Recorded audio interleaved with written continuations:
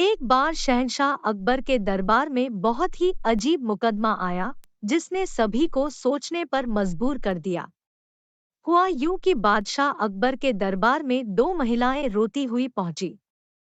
उनके साथ में लगभग 2 या 3 साल का सुंदर सा बच्चा भी था। दोनों महिलाएं लगातार रो रही थी और साथ ही दावा कर रही थी कि बच्चा उनका है। अब समस्या ये थी कि दोनों शहर के बाहर रहती थीं, जिस कारण उन्हें कोई नहीं जानता था। इसलिए यह बताना मुश्किल था कि उस नन्हे से बच्चे की असली माँ कौन है।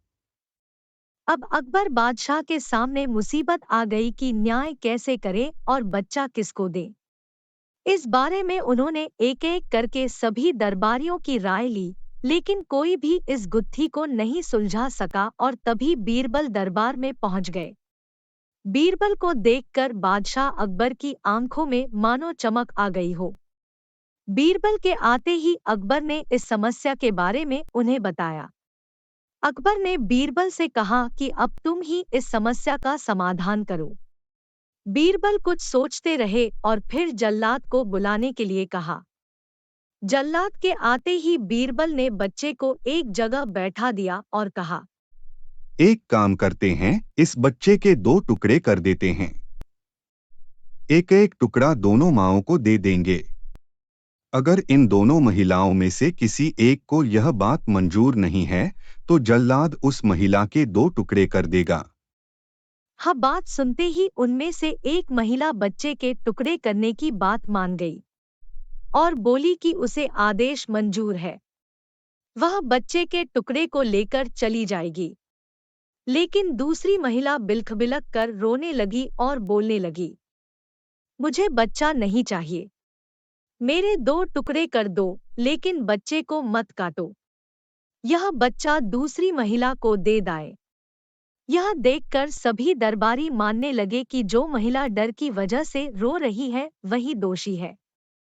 तभी बीरबल ने कहा कि जो महिला बच्चे के टुकड़े करने के लिए तैयार है, उसे कैद कर लो, वही मुजरिम है। इस बात को सुनकर वह महिला रोने लगी और माफी मांगने लगी, लेकिन बादशाह अकबर ने उसे जेल में डलवा दिया। बाद में अकबर ने बीरबल से पूछा कि तुमको कैसे पता चला कि असली माँ कौन है? तब बीरबल ने मुस्कुराते हुए कहा, महाराज, माँ सारी मुसीबतों को अपने सिर पर ले लेती है, लेकिन बच्चे पर आंच भी नहीं आने देती, और यही हुआ। इससे पता चल गया कि असली माँ वह है जो खुद के टुकड़े करवाने के लिए तैयार है, लेकिन बच्चे के नहीं। बीरबल की बात सुनकर बादशाह अकबर एक बार फिर बीरबल की बुद्धि के कायल हो गए। कहानी से सीख: हमें कभी भी किसी दूसरे की चीज पर अपना हक नहीं जताना चाहिए। साथ ही हमेशा सच्चाई की ही जीत होती है और समझदारी से काम लेने पर हर समस्या का हल निकल आता है।